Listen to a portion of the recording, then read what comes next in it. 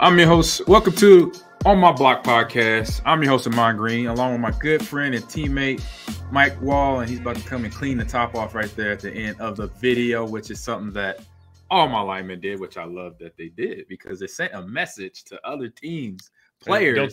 Don't get it twisted, AG. Nobody did that more than me, man. I got the rug to prove it. Oh, you got the rewards for that? I got the rug, man. I got the rug for that. The war got dog, what it was called. And I believe that. I'm not going to doubt you, homie. I'm not going to doubt you. So welcome to the podcast. So crazy weekend for myself, but for NBA, baseball, basketball, we're going to get into this, knock this out right away. So BetOnline remains our number one source for our NBA playoffs betting this season. Get your analysis and every play prop point at BetOnline.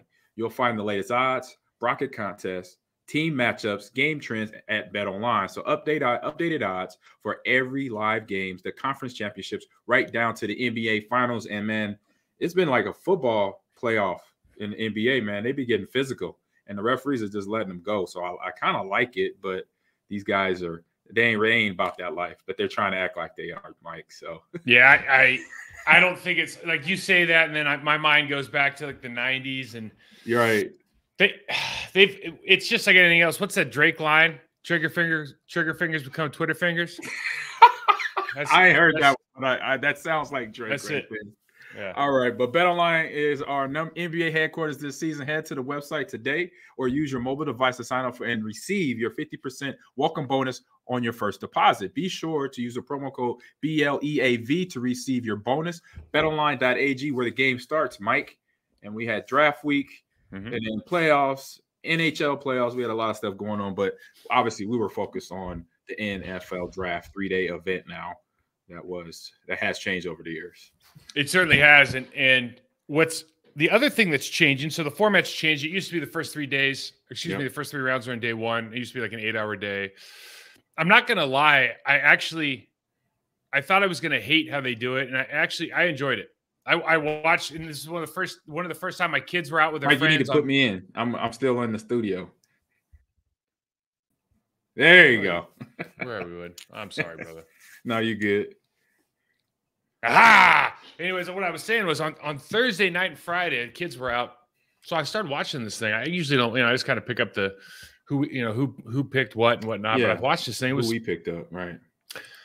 I think different networks are doing a good job. There's some guys that, just like anything else, you got guys you want to listen to and guys you don't, or people you want to listen to. And I should say 100%. People you want to listen to and people you don't. 100%. What's happening now? One thing is happening now is undrafted free agents. So if you go to the draft and you don't get drafted, or if you participate in the draft and you don't get drafted, you can sign as an undrafted free agent. And in the last 5-10 years, it's kind of become a big deal because you have a better chance of you can get bigger signing bonuses as an undrafted free agent as you would like a 6th or 7th round pick because they're slotted. It's slotted money. Right. And 2, you and your agent, your family can kind of start discussing if, let's say, you have 2 or 3 options to go as an undrafted free agent, you can go to a specific team that you think you have the best chance to actually make the squad. So it's like college again. You could just pick. It's kind of interesting because now you're thinking like, let's say, AG, let's say you and I are both guys that maybe are 7th round draft picks. Right. And you're going like, well, shoot, man, I hope I get to be undrafted because these guys are picking up, and it's not like a ton of money, but $20,000, $30,000 signing bonus. But they're as undrafted guys, but they're also, let's say, Green Bay wants you, the Patriots want you, the Bengals. You can choose which team you go to versus if you get drafted, you're out to lunch. And what's happening now is the teams are now going, wait a second, we're spending extra money and we're not necessarily getting the guys we want because it's free. It turns into a free agency. Correct. A lot of teams are thinking about trading back into the draft and picking up like a ton of 7th round picks so they don't have to actually go through and fight all these other teams and pay extra money and do all this stuff for free agents. Interesting set of circumstances that is developing there with the draft. 100%. And with that, like you said, for the player, it's probably a better situation money-wise. For the team, it actually sounds like a better idea because you get more options at a cheaper price, what you have to spend on players in the draft. And every draft from 1st round down to 7th round, obviously, it's a big decrease of price. So now that price, it could be more of a, if you just, are you good with numbers and getting talent in the building of what you need. And now you could get what we're going to talk about with the Packers, what they did with their draft. You could get inventory now and then get these players that are, those 7-rounders, those free agent players are more than hungry to get and somehow solidify themselves on an NFL roster, become OTAs, and then get ready for training camp. So that would be something that I say that is something that for a player that has the right mindset, it's a win-win. Yeah, and let's just talk, because we're not going to spend a lot of time talking about these late round draft picks, AG. So let's you start with the kicker, Anders Carlson. He's probably the kid from Auburn. He's got Mason Crosby. Thanks for playing. We're probably moving on from that relationship, correct, although it's been a phenomenal relationship on both sides. Yeah, great career. You look at Carrington Valentine, the quarterback of Kentucky, Lou Nichols III, the running back out of Central Michigan. The only safety we drafted, Anthony Johnson Jr. out of Iowa State, actually was a cornerback at Iowa State, and then got moved to safety his last year. So that's a good thing. That's a good thing. He's a more physical guy. I actually really like him, but and then Grant Dubois, the receiver for Charlotte. These guys are, you always look at those guys and you and I go, okay, there's probably special teams contributors first and foremost, right? But from the Packers standpoint, one or two of these guys is going to make the squad. Yeah, and you're getting them on the cheap. I mean, you're just getting them on the cheap, as opposed to having to go out. If you get Anthony Johnson Jr.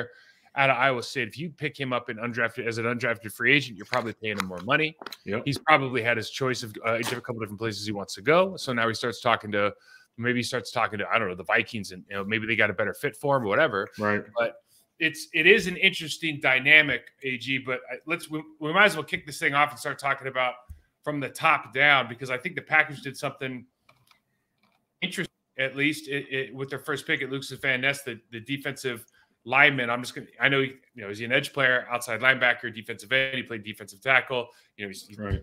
6'5", 275 pounds, ran a 4.58 at the combine. Athletic freak. I didn't know his nickname was Hercules. Had I known that, I might have felt a little bit differently about him. Right, because I know you and nicknames. You're not a big fan of nicknames unless you earn it. Hercules. I love that. Are you kidding me? Right, but I'm saying other nicknames where you earn them. You have to earn. Yeah, them. Well, listen. If you're from Iowa, here's the thing. I love Iowa guys. I mean, I did. Yeah, me too.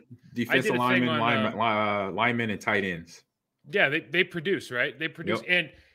And before they had the incident, when obviously with Coach Ferentz and then Chris Doyle, before Chris Doyle had the all the stuff happen at Iowa, they still are. They just known for bringing guys that are playing in the trenches. Those guys develop. They turn 2-star, 1-star guys into guys like Robert Gallery, get picked up second pick in the draft years ago, right. From Iowa to the Raiders. So Brandon Scherf. I mean, they just have guys.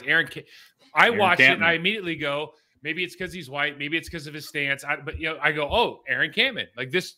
The Packers are hoping that this guy develops into an Aaron Cammon. Right.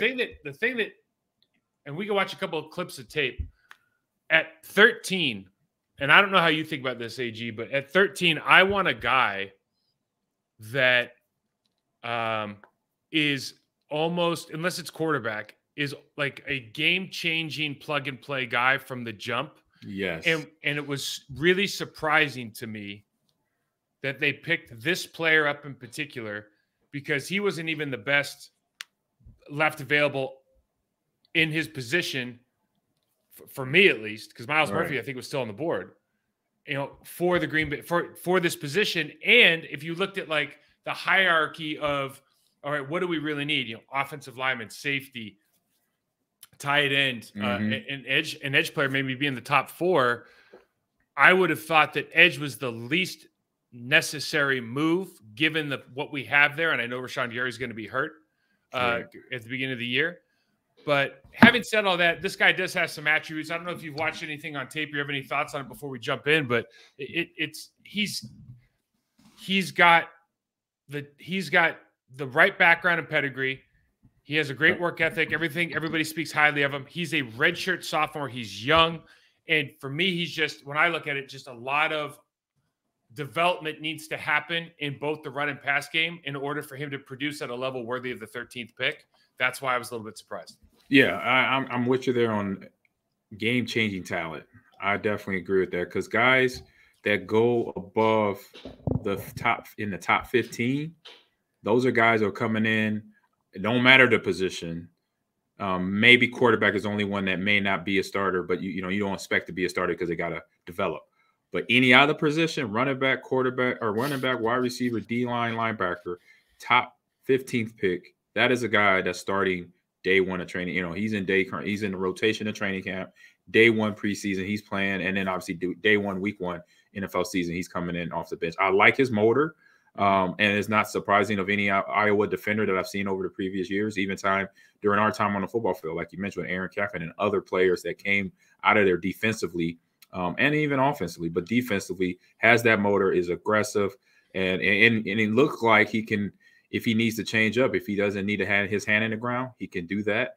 He does have the technique of what we've seen from D linemen and linebackers that are potentially could have their hand in the ground for edge rushing. And it's going to be a guy, the way that Iowa coaching staff, I say, develops their players mentally, physically. Mentally, he's going to be all together, be ready to go, and be ready for training and ready for these OTAs coming up and then training camp in August. I don't think there's any doubt that this kid, and let's just watch a little bit of him, AG. I don't think there's any doubt that this kid can produce at this level. And this is some tape I pulled off Block Party. So 6'5", 272, ran a 4.58. I got a couple clips here. We'll just show just to point some things out, because he's got a lot of what you're looking for, but he's just, it's like there's a lot of work to do. And you think about like Aiden Hutchinson last year out of Michigan. He kind of comes in and, yeah, he's still going to get a lot better. The ceiling's higher than it is now, but the dude's coming in and producing. Day one, right. Tackles for loss, sacks, 2 interceptions against us, for God's sakes. But you look at Lucas Van Ness here, and I think something that it's interesting to hear different people talk about guys like this, because it's like you're 6'6", 275, you got long arms, you have a wrestling background, I think you have a hockey background, you have great core strength, you're going to be man strong, right? We just call that man strong. Right. He's playing against the center right here. And so people are going, oh yeah, you can slide him inside and you can do this and that. You can push the pocket. I'm like, guys, he's 275 pounds. Like, I don't care how strong you are. You're 275 playing against 320, 330 pound guards and centers. You're not pushing the pocket in the National Football League at 200. He's doing that in college, not in the pros. But it does. I guess my point is, like, it doesn't translate, man. This is ridiculous. But anyhow, they did move him around. He's got that Aaron Campman stance. You see him number 91 over the center here. It's exactly when I saw it, I was like, oh, that's scary. Yeah, man, it's too funny. You see, he gets locked up by this larger player. And again, I don't.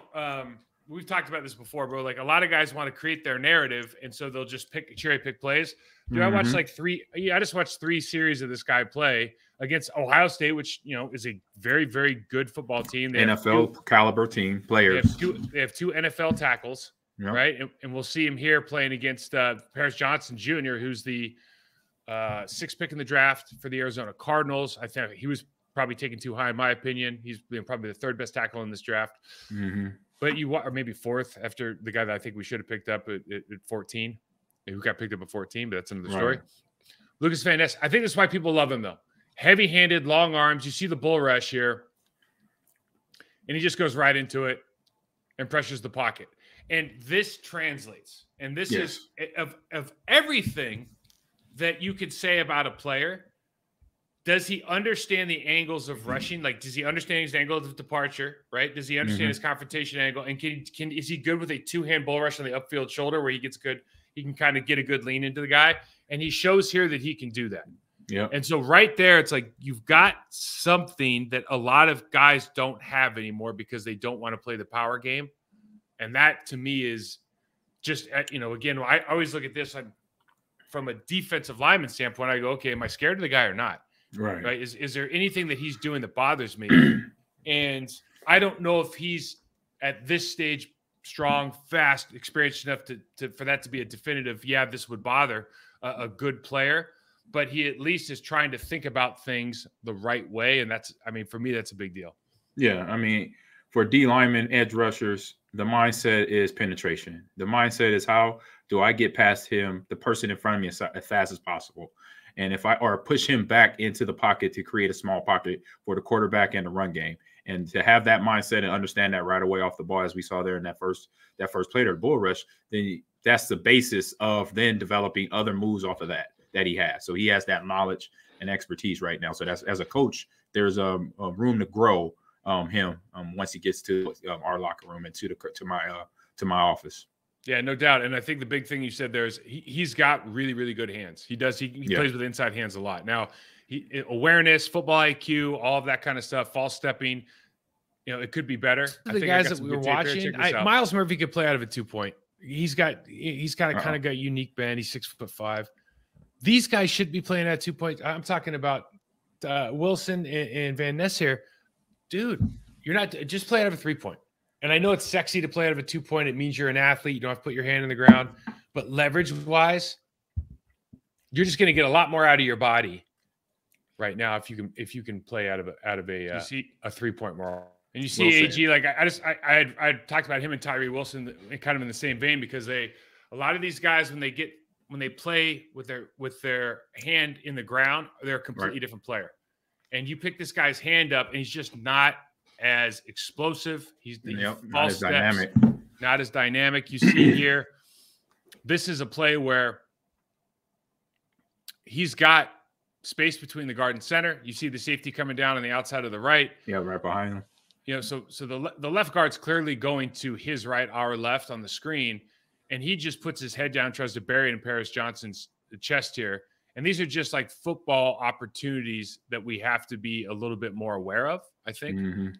Instead of because of the space involved, and you have outside leverage help from 26 to safety. Right. Because he has his head up, eyes up, that he could see where he can get his body into it and also fit into a run gap, and then the safety can just read his eyes or read his positioning and fit into another gap.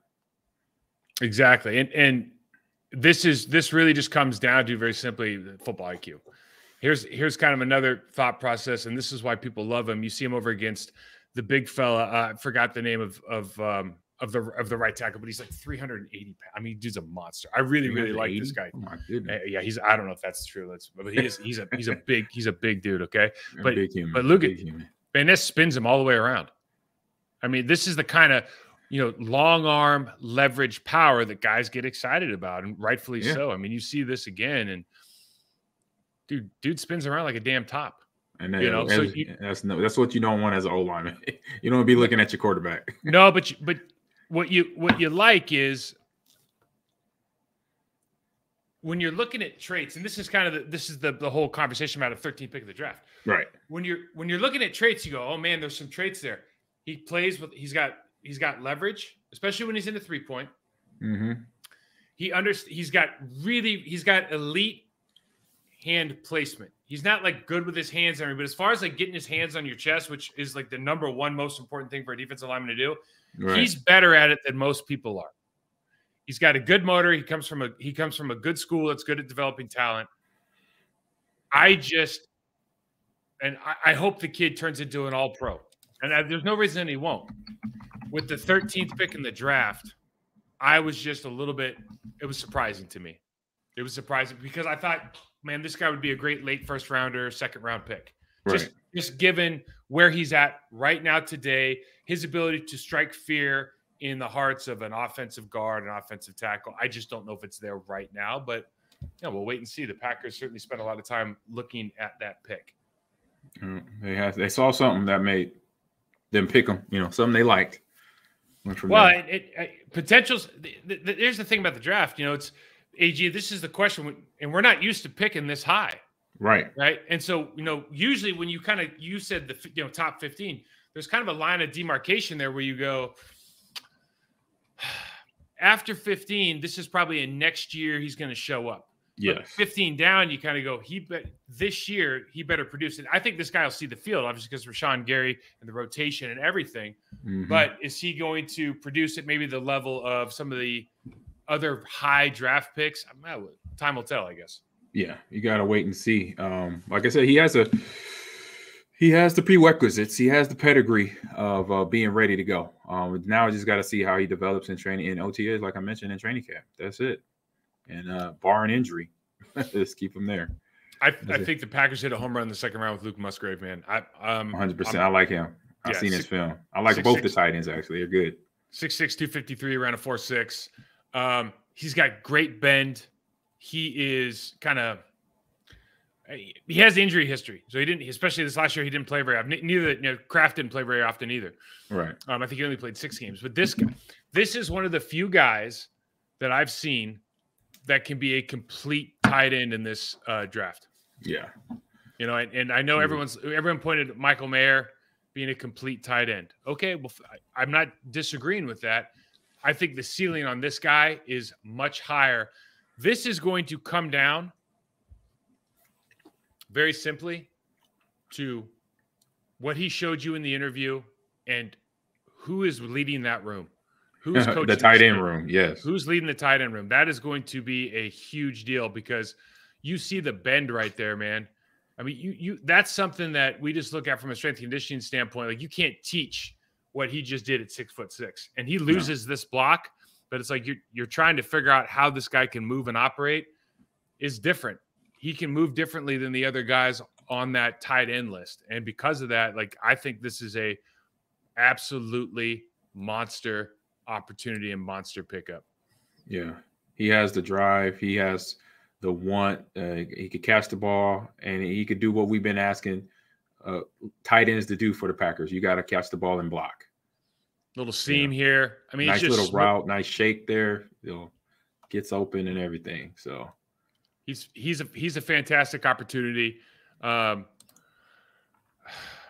They drafted 2 guys really that are kind of they're both F tight ends, and actually. I love this still shot, AG. I put it in here because he's up there running in the second slot with 2 wide receivers, free release for all 3 of them. He's in front. Right.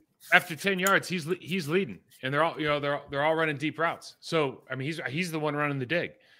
Right. So you have a guy here. There's just something to this guy that I think he's really going to be able to produce for us. Again, both him and Tucker Kraft. Great names, by the way. Great names. Tucker Kraft is a goddamn phenomenal name. I mean, that's a great name. I say Tucker Kraft. That's a tight end's name right there. He's a tight end or like a World War II airplane pilot. You know what I mean? Like, I like it. Unbelievable, man. But only played 6 games. We're talking about Tucker Kraft now. 6 games. So both guys are coming off. We talked about this earlier, and it didn't have to be first round, but the ability to get high-level skill players that can develop with Jordan Love. Like, they're Jordan Love. These are Jordan Love's guys. Yeah. Even Dobbs and Christian Watson were drafted for Aaron Rodgers. Yeah, I mean, in the immediacy. These are Jordan. These are the first, like, who's are Jordan Love's guys? Oh, they drafted these 2 tight ends to be his security blankets. Exactly. That's the guy you want to go to. Musgrave can play anywhere along the line. All of these guys had a true wide tight end that sometimes would come in and then they would play off. But Luke Musgrave lines up on the ball. He can run block. Not as good as maybe Laporta, who went shortly after him. But I mean, both of those guys I thought were home run hits if you got either one of them. Yeah. Kraft can play on the ball, off the ball. They've run wide receivers. They've run tight screens for this guy. I mean, they're middle screens. He's a good athlete just playing at a small school. Yeah. Yeah, he has. I mean, like, both tight ends, both of these guys are almost photocopy of each other in terms of the mindset, the ability to catch the ball and run with the ball after the catch, and then dumping somebody if they have to in a run game. They have the physical to do it, and they want to do it. You could tell they want to do it. I watched a few films of him basically planting a DN/linebacker in the ground, even though it's a small college. Okay, no problem, but still, you see that the drive is there to get the job done. I'm excited about both. I'm so excited that we have a premier tight end again. We really haven't since Jermichael Finley, I guess. Yeah, that was somebody where people worried about him game after game. Yeah, now we're getting closer to see how these guys develop through. Like I said, same thing. OTAs work. It's hurry up and wait now. OTAs coming up, training camp, barring injury. All right, who's going to be the guys in that room, and who's going to be the number one coming out of that room? The other thing is, though, think about what this means for how Goody and LaFleur want to put together the team, but also the offense, right? This looks a lot more like the San Francisco. Yes. I have two guys that I can put on the field at the same time. That was a 12 formation. And we can run. Personnel. Like I was just privy to look at the playbook for the run game playbook for, the San Francisco style playbook. And the amount of you need a use check, you need a Kittle to run it effectively, and these can be the guys, man. It's super exciting. So hopefully we're going towards that because you and I discussed that's for me that's the best offense going given what we have up front, given what we have from a skill set position. I can't wait to see how they use these guys in this first year. I think they're going to come in and have a huge impact. Right, they got the run game to do it. They got the running back to do it, so it's going to be fun. Jaden Reed was our 3rd round pick. Jaden Reed's he's an interesting story. He might be the steal of this draft. This guy, if you watch his Senior Bowl highlights, blew the doors off everybody's practice player of the week in Senior Bowl. He went from Western Michigan to Michigan State after his freshman year. He's a freshman All-American, right? And so he has to sit out that transfer year. And then in 2021, this dude's got 59 for 1,026, 10 touchdowns, 1 rushing touchdown, 1 punt return. He's first team All-American, right? And he's an undersized guy. Yeah, everybody says, shoot, man, go in the draft. It's time. You're an All-American after 1 year. Let's go. He said, I got some unfinished business here. He stays in for college. Quarterback's no good. Team's no good. His numbers go down. So no one's really talking about him. He's not a combine killer. He's 13 reps, runs a 4.45, which is to me is really fast. To you is kind of fast. 33.5-inch vert. It's that's not really that high. That's okay. So he's not. Okay. Yeah, but I mean, you see some of these guys dropping 37s out there, 38s all of a sudden. Right.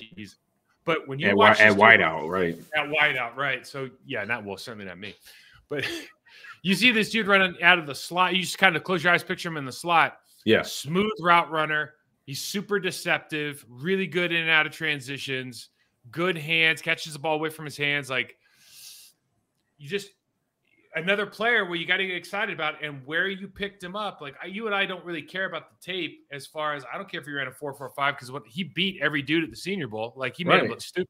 So, I mean, he has the IQ when you can see when he runs his route, when he comes out the break, he knows how to position himself to catch the ball. If it's a deep end post route or a deep end corner route, him being a special teamer, that's bonus, especially his rookie year. He'll be able to help that special teams. That's always been a problem for the Packers. It changed up last year, but now you got one extra guy along with Nixon that could then bring a big change to the punt game or kickoff return game, wherever they may put him. But having a slot, this is the slot guy you want. You want somebody that's going to create issues in the middle of the field and able then what LaFleur likes to do with those slot guys that have the speed, it's not breakaway speed, but it's speed enough to run what LaFleur likes to call with these little reverses or slip screens or anything like that with Reed having Reed in there. I like that he has a touchdown rushing. That means he did at least one end around during the year. Obviously, you said the special teams value. So it's exciting. I mean, these are so far you're looking at the draft and you go, we didn't address the offensive line, but it looks pretty good. You move on to Colby Wooden and I'm going to drop all the way down to Carl Brooks from Bowling Green. Both these guys fit the mold of they've both played in 4-point stances with the hand in the ground. Now, Wooden was actually kind of interesting. He plays multiple positions on the line. He played for Auburn. He's not a great rusher. He's very, very limited in his moves. He's got talking about Colby Wooden. He's very limited from Auburn. From Auburn, right? He's got a stab chop. He fits really well in just a base 3-4 scheme. He's well built. I wouldn't call him exceptionally athletic. You just say that's a well built dude. He runs a 4.8. He's got a 1.7 split. He plays physical. He reminds me of the name's the guy who played for the LA Rams for years at defensive end. It's just a super blockers. No, Green. What was his name? I'll remember it. But okay, he's just a really physical guy. He attacks the split flow guys. He attacks fullbacks. He attacks pulling guards. He just brings that to you. He can stand up. He can play in a 3-point or a 4-point. He's gonna be a good base 3-4 guy that can also play the nickel. You're just adding weapons to that roster right now that is, as you start to look at it with, Wyatt taking a step next year or from last year, and obviously having Kenny Clark. I know we lose a couple guys, but it still looks like we're building a really good room. You got Lucas Van Ness. I mean, you get excited about the defensive line because I think that's really where we need to dominate. Carl Brooks at a Bowling Green. Carl doesn't have good combine numbers, but he is 6'4", 300 pounds. He has pass rush ability. Yeah. And he can do a 4-point stand. He can run from the tackle. He's kind of slippery. He can flip his hits. I'm not going to sit here and tell you he's got great hips. He's got great bend. He plays a little bit tall when he goes into pass rush, but he obviously stands out at Bowling Green as far as just his physical size and athleticism, the way he looks amongst those other guys. Yeah. But he looks like he can hold the point of attack. He does a really good job winning with two inside hands in that 4-eye look. He gets when you're playing the 3-4 defense with a defensive tackle. Yeah, which you got to be good at. Guys up, which is like kind of, again, what is the number one thing you got to be able to do? You got to be able to stand the dude up, shed a block against a single block, fall off the backside and make the play, especially if you're playing gap in the half like the Packers do. So yeah, it's exciting.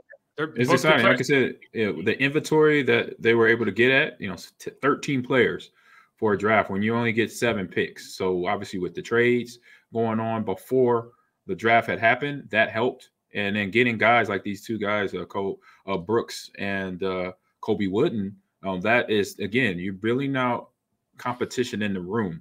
That's another thing they're doing. So they're putting a lot of heads in these rooms where these young guys from competitive conferences, SEC, ACC, Big Ten, where they understand what they are coming there for, what they're, being brought in there for. And having the technique down that they already have is good. And then they'll be able to get a little bit better to then crack into that starting lineup or just get into the rotation, because that's something that any defense wants to have. They want to have a good rotation between their front 5 or front 3 as rushers, outside linebackers being in a 3-4. We came out of the draft. We can say that Yosh is going to be our starting right tackle, and we have our offensive line settled. Yes. Who are our starting safeties? D. Right now, you didn't bring back Adrian Amos. Nope. Okay. They drafted Iowa State late round. I can't imagine he's starting. Savage is in the room. He's in the room. You got Ennis Gaines, Rudy Ford. Ford played at the end of last year, played pretty well. But I don't know that anybody's thinking like we're gonna put everything on Rudy Ford to be the bell cow safety on this team. Right. Dallin Levitt's in there. Where are we picking this guy? Maybe there's a guy that I don't know about that we're picking up. Tavares Moore. Yeah. Where did he come from? Tavares Moore is the one that we had 2 free agents this year. He's a special teams player. Okay, gotcha. Excuse me. He's a safety that plays special teams, but he'll be a special teams player. Got it. But we don't have. We still haven't really figured that out. So there's still some questions to be answered. Maybe they'll answer in training camp. Are they saying? Is this them telling us that Darnell Savage is going back to safety? That would be interesting. Yeah, it'll be interesting. I think with the room, you look at all the DBs. We know Nixon and Rudy Ford are dynamic. We know they can be wild cards where if we need to put Nixon at a certain corner or even a safety, when we know Ford is at the safety already, he can move around free and strong. I think that is, again, bringing in Anthony Johnson Jr. just more of an inventory thing and then seeing who's going to step up in the room. Dude, that's a premier position though, bro. Like, yeah, I understand that. This isn't one of those guys. Like, this isn't like for me at least, you see guys with good safeties, that ain't mix and match to me, man. I want a guy. You know what I mean? Yeah, we're football guys though. And I'm putting my head into the GM seat where they're not there are football guys, but we know at the end of the day they're trying to be and they're not. So and this wasn't a great safety draft, to be fair. No, you didn't see a whole lot of big hitters. Safety draft. There's not guys with range, knockout. But artists. Even like the number one guy, Brian Branch, we'll talk about him in a sec here, but he played star at Alabama, and didn't test, good, not great on the testing. It just, there wasn't guys that just jump off, there wasn't a math, there wasn't a honey badger out there going, you're like, oh man, this can't miss, Yeah. Or like remember when Earl Thomas came out? Oh my God. Man, Sean Taylor. Wow, yeah. If you want to go way back, but boy, you want to go way back. He was a different, but like he's like a different species, man. That dude was ridiculous. Yeah, it was. My favorite thing of all time is still when he knocked that kicker out of the Pro Bowl. Oh, awesome! Greatest hit I've ever seen in the Pro Bowl. AG, who won the draft? Who's the draft winner for you? I would say a team like the Eagles. Like they got better defensively too. They got Jalen Carter being that as a first pick. Mm-hmm. That is a win in my book. They already were in the Super Bowl playoffs, divisional champs, and now they just stiffen up when they lost Musgrave to free agency.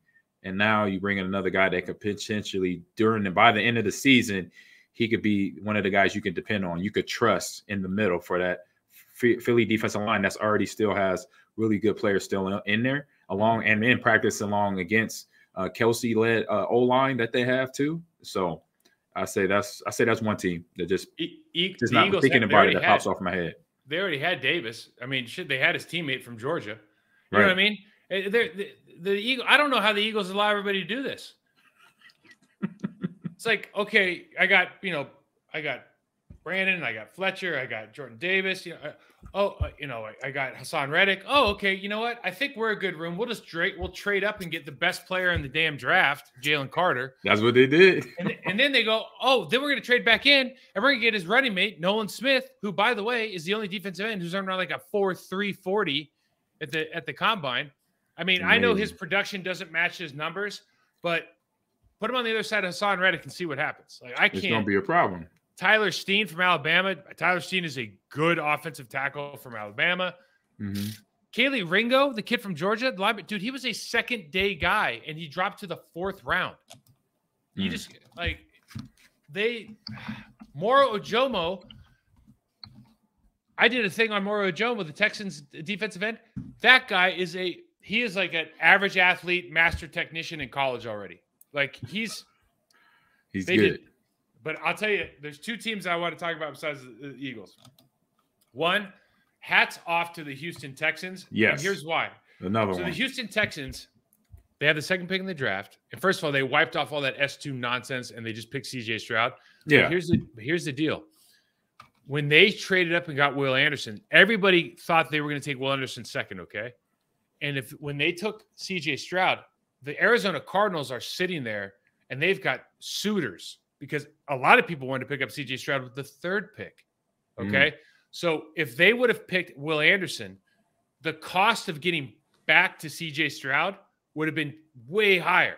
Yeah. But as soon as they picked C.J. Stroud, everybody's like, well, that's what we wanted. So all of a sudden they backed off and they got that pick, which they still had to give up a lot for. They did. They got a lot because of that Deshaun Watson trade. Right. They get Will Anderson. So they get 2 and 3. They basically just picked up the figurahead for the offense and the defense for the next 10 years. Yeah, it was in one fell swoop. That was a gap blitz to the draft. Yeah. I was like, oh my God. Sarah's playing checkers, everyone else is playing chess, bro. And then they pick up, they need a center. Quisenberry's been playing center, done an okay job. His pass blocking and his run blocking were not up to par last year. They pick up 2 centers. They get the kid from Notre Dame, and they get in the second round. They get Juicy Struggs from Penn State. Yeah, I just feel like I like the kid. I like them all. I like the DN from TCU. Yeah. The kid the linebacker Henry To'oto from Alabama. Again, another guy. You're going. I thought he was going to be gone day 2. Nope. What happened? They killed it. Yeah. Here's the team, and this is controversial. I think the Detroit Lions had an incredible draft, and I do not care what position we're talking about and what the value is. You look at their draft, round 1, pick 12, Jamar Gibbs, Alabama, running back. It was controversial because of the running back part of it, right? Yeah, but dude, he's a ball player. He is. Reggie Bush was a first-round draft pick. You know, I mean, you just go like, where I can put this guy anywhere. He's a matchup problem. Yes, he could get in the slot. He could come out the backfield. He could do whatever you want him. You ask him to do, and he has the size. Jack Campbell, first-round pick. Like, okay, a middle linebacker, you know, but dude, he's going to be a starter on your team for 10 years. Yep. Day one starter, both those guys. Round 2, Sam Laporta, my second favorite, very, very close second favorite tight end from Iowa. Absolute stud, going to be a game changer. They got rid of TJ last year and sent him to Minnesota. Now they got another number 1 tight end in that passing attack. Incredible. Brian Branch, the number 1 safety on the board, drops all the way to pick 45 in round 2. They get him. And then, just to top it off, they go, we'll take a flyer on Hendon Hooker because he was probably top 3 quarterback in this before he blows his ACL based on how he was playing last season. And we get to pick him up in the 3rd round in case we don't love Goff. ACL was Tennessee quarterback. I remember him. Yeah. Yep. I know, yeah. And that right there, it shows you, you know, with the injury, that obviously gives some teams some hesitation because now they're saying, okay, he got to heal from the ACL. And how long is that going to take to get him actually on the field so we could see some real reps with our offensive line, with our run game, with our receivers. But you got to be like, you know what? I saw what I saw before he got hurt. That's a quarterback I like. So you can't. Injuries are injuries. It's just like bad weather. They're gonna come and go. Yeah. And you gotta make you gotta trust yourself, be confident, make the pick. And they did that. And that's what Detroit has now been showing with the coaching staff, with everything's changing over there. And we know we got a different team. Everybody in that division knows it's a different team when you face the Lions now. I want to give another John Schneider, a former Packer, GM, the GM for the Seattle. Seahawks. Another great draft. He destroyed the draft last year. Right, he destroyed them last year. 5 or 6 starters, right on the first 7 rounds. So he picks up Devon Witherspoon at Illinois. I've seen this guy play firsthand. Beast, absolute beast. Okay, and can hit. Jackson Smith. A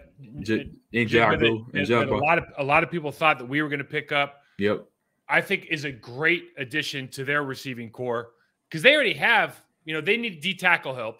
But they offensive line, I mean, they've just got pieces in place right now, and they're just saying, we're going to help this quarterback we just gave the bag to. We're going to help him be great. Derek Hall at Auburn's going to play immediately. This is the Jack Sharp, the running back from UCLA. Deshaun Foster's down there coaching him up for the last 4 years. He says this is the dude. Yeah, no, this my man D Foss. I know D Foss. Yeah, this kid, this kid can play. Anthony Bradford from LSU. I did a thing on him, the guard out of LSU. Monster. He's going to step in and immediately, probably going to play right guard and help that right side. Step in and play immediately. They just kill it.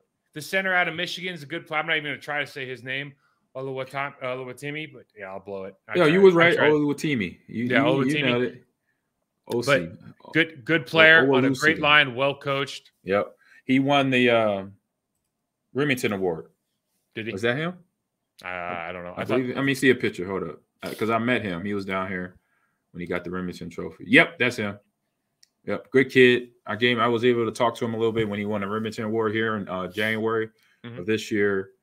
Great family, great support system, and basically said, "Hey, man, get yourself ready because it's a mind. You got to have a mindset of when you come in, no matter what round you get drafted in, you have your business together first. You study that playbook, you hit it with wild and abandon, and then once you get on that football field physically, and you do that too, get yourself in shape, ready to go because you already have the tools. What you've been doing for 3-4 years. No, he transferred in. He went portal then to Michigan, right?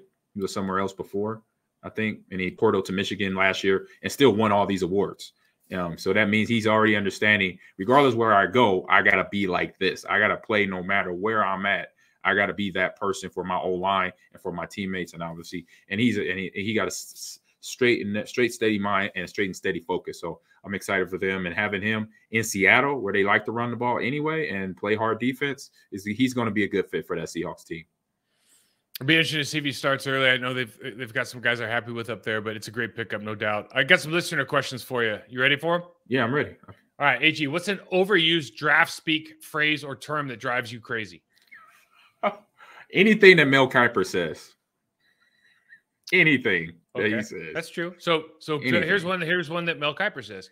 Tons of untapped potential. You just got to coach him up. Oh, okay. Thanks, Mel. That's one. You know the one that bothers me? Generational talent. Oh, every year, there's like 3 quarterbacks that have generational talent. What is that? Generational talent.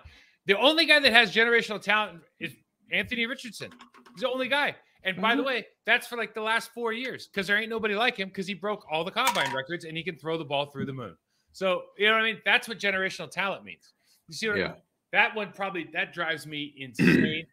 But you know what drives me the most is with just the whole premise of how we look at these guys from a media standpoint. And what am I trying to say here? So the way that the teams look at these guys sometimes is so different. And then, if a guy lines up their draft as close to their team or doesn't, and, I just go, all this stuff's kind of fun because we like watching tape, but really all we really care about is like, okay, I would rather just talk about, okay, here's who they drafted. We didn't have to do anything before the draft. You and I, we could have just, okay, who's they drafted? All right, I'm going to tell you how to beat them. Because that's really all I care. You know what I mean? That's all we care about. Can I beat him or can I not beat him? That's really what we want to look at. But that's it. All this other stuff, all the other intangibles and this and that comes from me. It's like, dude, how do you beat them? Are they hard to beat or are they easy to beat? Simple. All right. What do you think of the value question? When teams talk about, oh, that's good value. That's like running back thing's an easy example. That's not a good first round value. How do you, if you're a GM, obviously there's a little bit of strategy and gamesmanship to it, but just generally speaking, how do you think about value versus like, dude, I'm going to take players right now if I think they're the right guys? Yeah. The value comment is in my book. It's like, what are you valuing? Like, what are you evaluating or giving that value to? Because to my team as a GM, I already know what I need, what is valuable to me, and what positions are. So for a commentator, a talking head to say that, I'm like, what is that? Because that's the difference to every GM in terms of what's valuable to their team in their draft or who they need, not who they want. I say what I need is valuable to me because I need a guard or I need a quarterback. I need a strong safety. When I need things, those are the players I'm picking that I'm making sure I do my thorough analysis of them from top to bottom. And then when I put on the tape, I am satisfied. I'm watching somebody. Does that force you to reach? What if does that force you to reach? No. Okay. No. I will not reach. It won't force me to reach because I know when I turn on the tape, the last part is when I turn on the tape and I'm like, yeah, that's my safety. In 5 seconds. In a 5-second play, that's my guy. That's my running back. That's my wide receiver. When I see them do that position as we know it, running back dropping his shoulder, linebacker filling the A gap, making a tackle, wide receivers running certain routes and getting open. I'm like, yep, that's my guy. That's how I get to that, where then the value to me, to every other GM, all 31 GMs is different. I agree. I agree completely. I think the Detroit Lions are like the one to talk, with this idea. We just listed 4 guys who may or may not fall in the same draft order because of value that the Lions did. And a lot of people are questioning, like, it's a head scratcher. It's like, well, the only thing you can say is maybe the Lions think they're further along than they are. But my counter to that would be like the NFC North's open. It's wide open. Wow. Right now, I'm looking at the Lions like they're the best team in the NFC North, and I think they're the team that got the most better. I know that's probably poor English, but better by the widest gap. It's a podcast, Mike. Don't worry about it. Yeah, over the last 3 days than anybody else, right? And so you look at pick up a running back is going to play immediately has huge problems for the opposing defenses. Yep. Linebacker is going to be your signal caller for the next 10 years, right? Safety that's going to come in. You're just putting pieces in place, and you already have a quarterback who's been to a Super Bowl. You have an explosive offense. Your offensive coordinator, Ben Johnson, stayed for the year. You have the best offensive line, arguably, in the league. Okay. Yep. You've got the only thing you don't have is defensive tackle. So you got to figure that out, obviously. But you have Aiden Hutchinson. You have any guys that can rock with him and play at a little bit higher level? Mm-hmm. But you have pieces literally everywhere else. Safety position, it'll take a little bit of time. Obviously, their defensive secondary was a problem last year, so they're continuing to address it both in free agency and the draft. But I feel like if I'm those guys, what am I waiting for? I'll get fired in 3 years if I don't perform. Like, I'm going to perform. If I feel like I'm even close and I can make it to the NFC Championship, bro, I'm going. Yes. So winning division, they got the people to do it. Speaking of the tight ends for the Packers, the question is, do you think one of these two tight ends, talking about Kraft or Musgrave, will uproot DeGuara as the H-back tight end role? As a shorter, more agile tight end. I think competition-wise, 100%. I don't think there's any DeGuara, better strap. Hey, if I'm DeGuara right now, I'm getting my mind right. Right now. I mean, this is the mindset I had coming into the NFL. I already knew, because what I went through here in Nebraska, I was an All-American. I came in training camp. I was 5th on the depth chart. All-American in high school. Where was I at? 5th on the depth chart. So I had to prove myself. So that's what DeGuara, Tyler Davis, they have to do.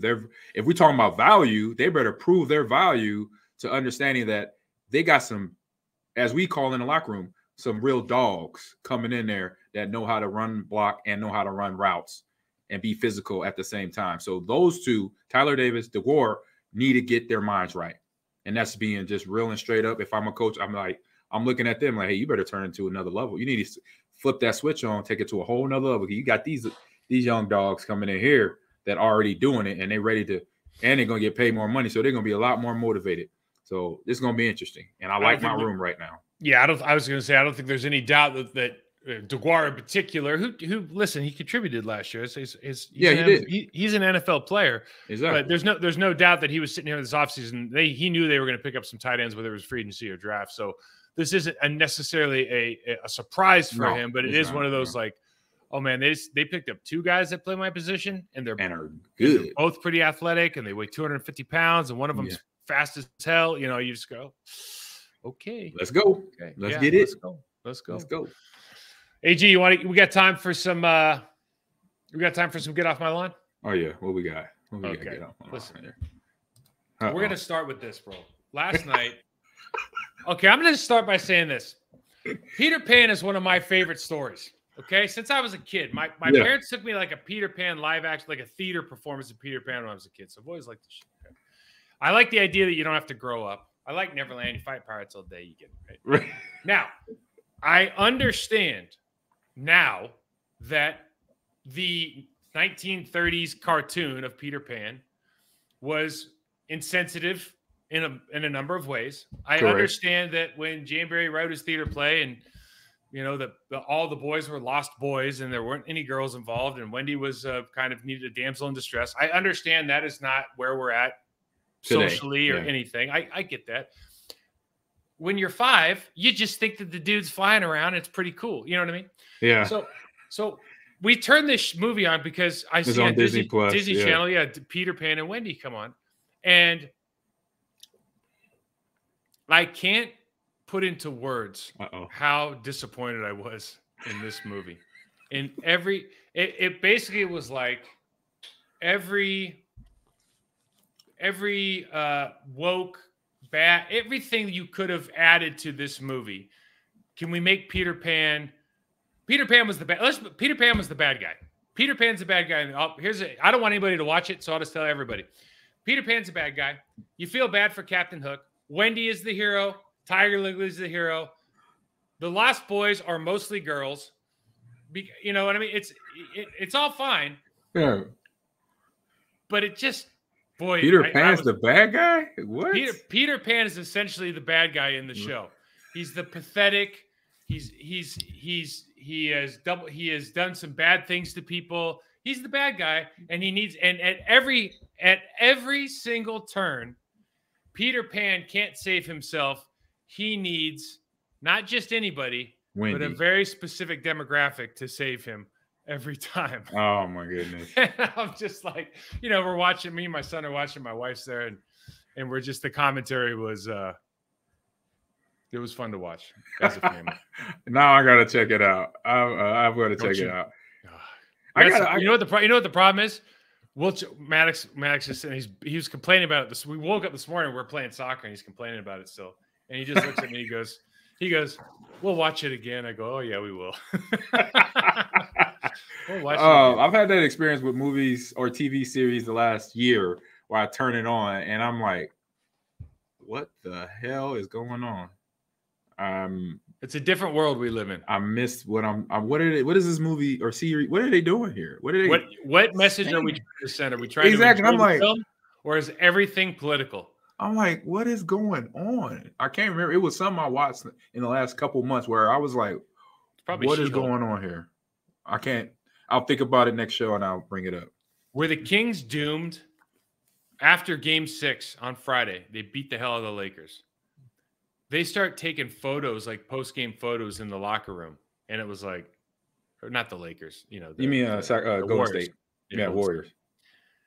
And you start going, I didn't know they did that.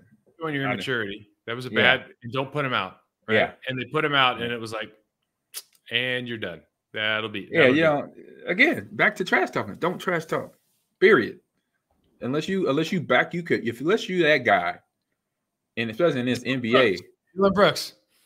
No, you're not that guy yet. He's a good player. He's a great. I've seen him what he did in his 7 games of the NBA playoffs. Don't say he's a great player. No, I say he's a good player. I say he's a good player. I know I just switched teams, by the way, from the Kings to the Grizzlies, but I've never rooted for LeBron James in my life. I rooted for LeBron James after that. Dylan Brooks got me to root for LeBron. I was like, dude, I hope LeBron drops. And then he didn't drop 50. I was like, come on, man. Like, this is you need to drop 50 on this guy's head. Yeah, it was interesting. That was something interesting. Yeah, Dylan Brooks, he didn't want to be the bad guy. I think he asked the media not to be the bad guy. Does he get kicked? Does he get kicked off that team? He's got to get kicked off that team, right? For what did he do? Well, other than hitting LeBron. I know Dylan Brooks he trolls LeBron after like game 2 or whatever. Right. And basically just guarantee. No.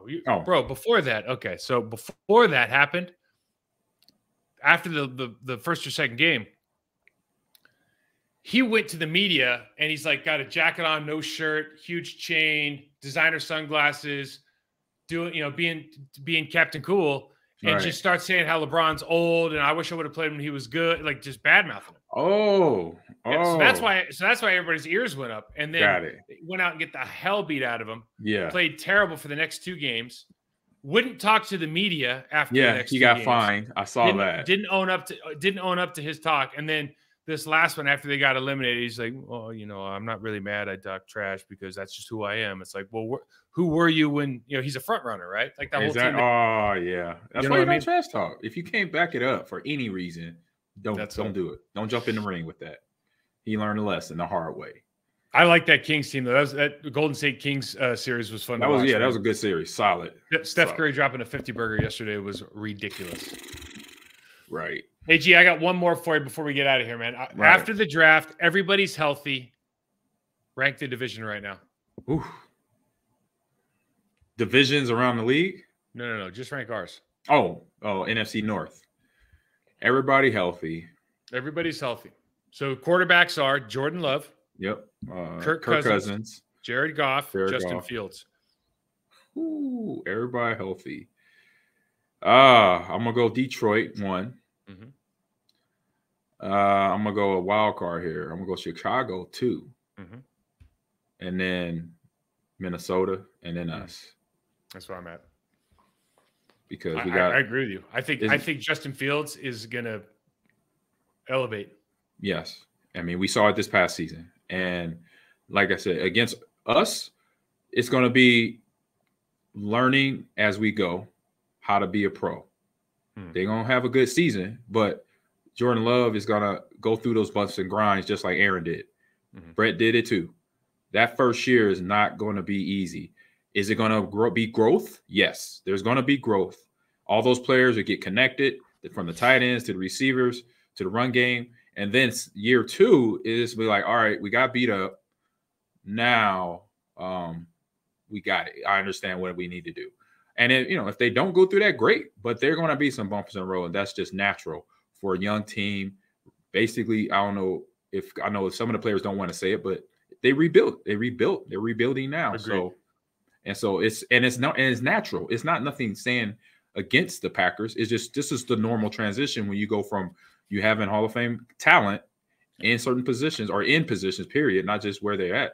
And that talent is gone. And then now you got talent coming in there that don't have the experience level, reps, games under their belt that the players previously had. So now you're really much starting from zero. And that's okay. Mm-hmm. That's the thing about it. It's okay. You're going to have this year. Soak it in, learn from it. And then 2024 is going to be a better year. That's the idea of what they're going through, what they're going to go through in 2023. So Minnesota, Kevin O'Connell, second year, they could have a jump in production. Like I could see that happening. They pick up Jordan Addison. They can have a jump. I mean, they have weapons, man. I mean, and they have, and I think their offensive line is only going to get better.